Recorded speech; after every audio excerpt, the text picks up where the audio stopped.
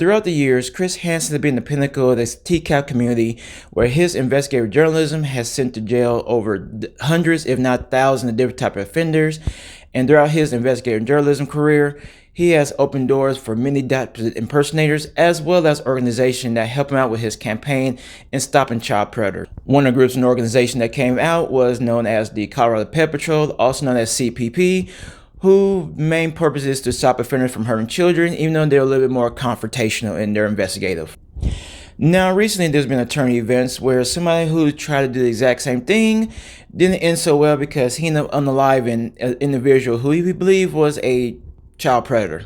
Because a Texas man had took the laws into his own hands, where he had unalived an individual by pretending to be a minor and meet him in an undisclosed location, where he continued to unalive him just because he felt that he was doing the right thing. So the person I'm talking about is 22-year-old James Spencer III from Houston, Texas, who was recently released on bond for a possession charge. And so knowing that he was going to go to jail for having possessed of controlled substances, he decided he wanted to do something good for the community.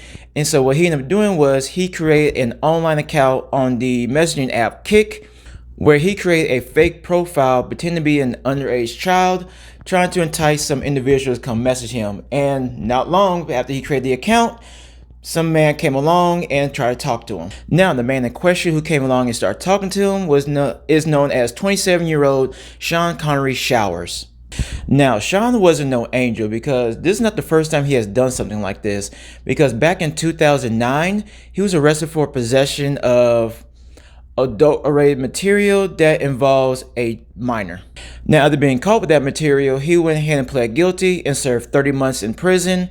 But then shortly later in 2019, he was arrested again for failing to register as an offender. Sean is what you would call a fixated offender, and what that would entails is that he is somebody who slowly wins over his victims in the hopes of grooming them and enticing them to come meet him, because he craves the physical affection as well as adult content between those individuals that are considered underage. Now, the reason why I say that he's a fixated offender is because throughout Sean's conversation with James, who is pretending to be an underage child, their conversation went from being innocent to adult rated very quickly.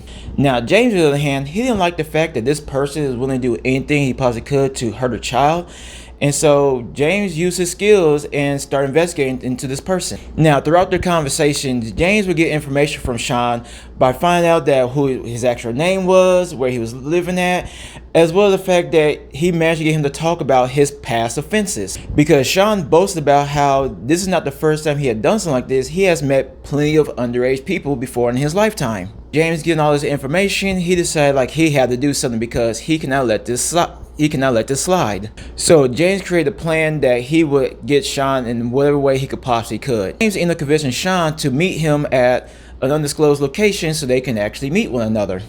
Because on May 29th of 2023, Sean had pulled up over to the Monty Beach Park, and he had waited for this underage child to show up. And after waiting for a while, an unidentified car had pulled up next to him, and several shots rang out. He tried to get away, but he didn't get very far. And so the car that did the shots had pulled off. And after a while, an unidentified person pulled up next to him and saw that Sean's car was in an awkward spot. And that's where he realized that Sean was unalive. And so he called 911, in which they did their investigation, and they found that he did not make it. Now, the Houston Police Department figured that this case was just going to be like a shut-in, but came to find out that once they moved that Sean's body, they found his cell phone right underneath him, and doing an investigation of his cell phone, they found the messages that was sent through Kik. Now, as police officers were going through the phone, they had saw that there was messages between him and Sean saying they was going to meet up for some adult behavior.